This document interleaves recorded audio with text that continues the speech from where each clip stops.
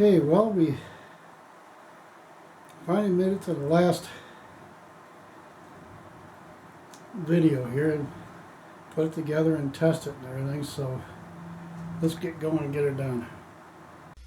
And here we have the trigger pin. I put some moly paste on with a Q-tip so that, and turn the pin upside down so the gouged part is down. It was facing up and it'll work smoother. And this shows how the trigger and spring and all that is properly reassembled.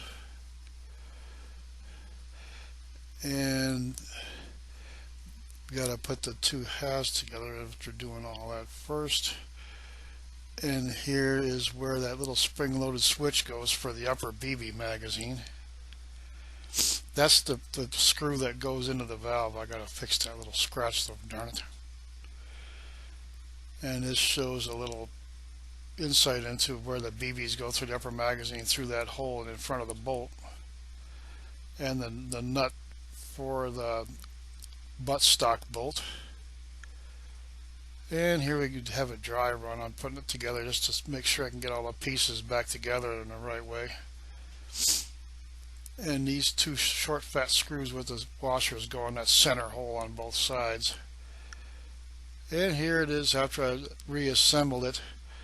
I had to take the knob off the bolt, put the bolt in so I could, that little hole where it's sitting now goes straight through, so I could reassemble it and put the nut on, the nut back on after I got it together. And now putting those screws in. And here it is all reassembled.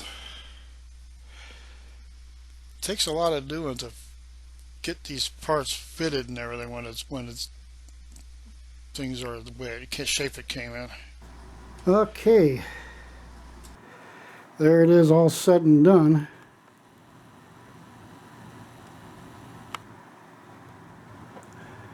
I gotta wipe it down yet, but I wiped down the pump tube and barrel and all of that before I started putting it together, so the parts that are back about here back in here will be all clean and oiled like that.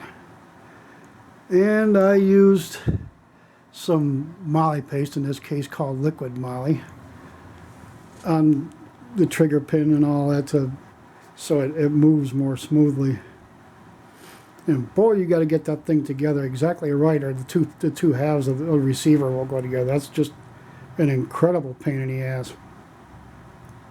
And it works easier if you can put as much parts as, like the trigger and everything, on the left side and get that set up so the right side receiver half only has the BB door and spring stuck on that little pin, and it's that boxy part on the inside you saw when I was painting it.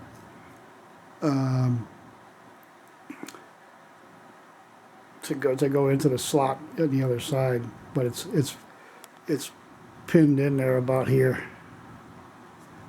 A pin that the spring sits on that goes on the BB reservoir door.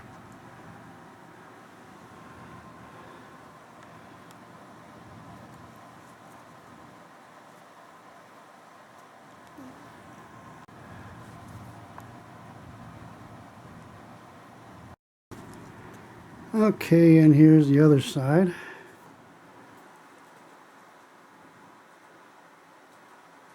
New front sight screw.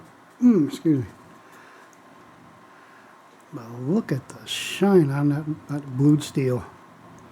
You just love that way that looks. That barrel is beautiful. The pump tube doesn't look quite as good as the barrel does, because the pump tube you have to handle it like mad, punching all these things in there and pressing everything, and it just, that gets to be a real mess. That's a pain in the butt. But it's beautiful.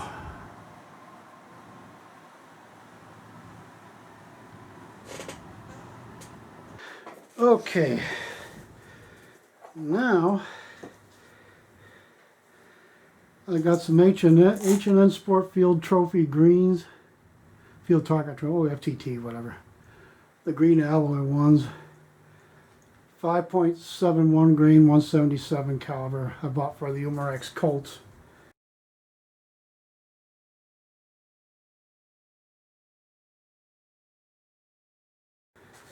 We'll use one or two of these to test fire it. Now that I finally got some oil worked through it where it would actually seal up and, you know, fire and everything.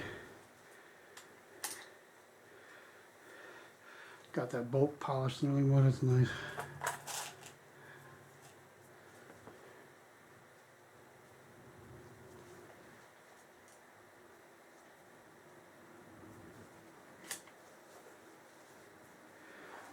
Went in nice and smooth. Okay. 2, 3,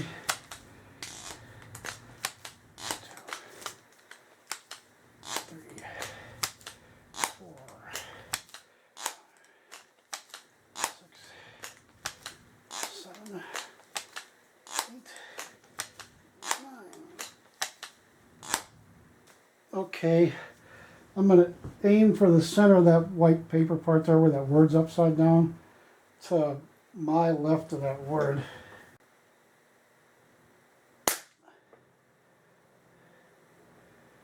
There. A little high of center, but it shoots.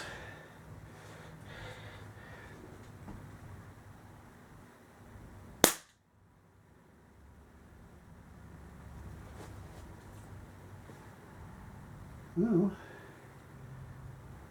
it shoots, but it just needs some oil worked into it, I guess. I oiled all them parts back in the back there of that pump tube. When I put the parts in, I loaded it with oil without using too much.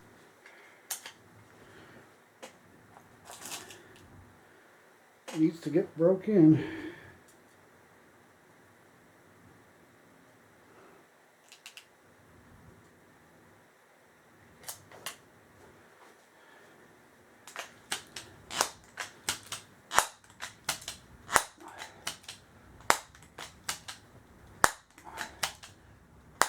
You got the 6 pumps and boy, that thing's pumping hard.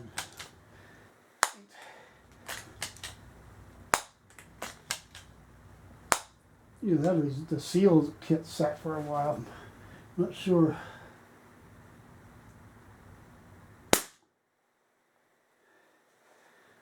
Well, if I was 10 yards away, this thing would be shooting dead on with these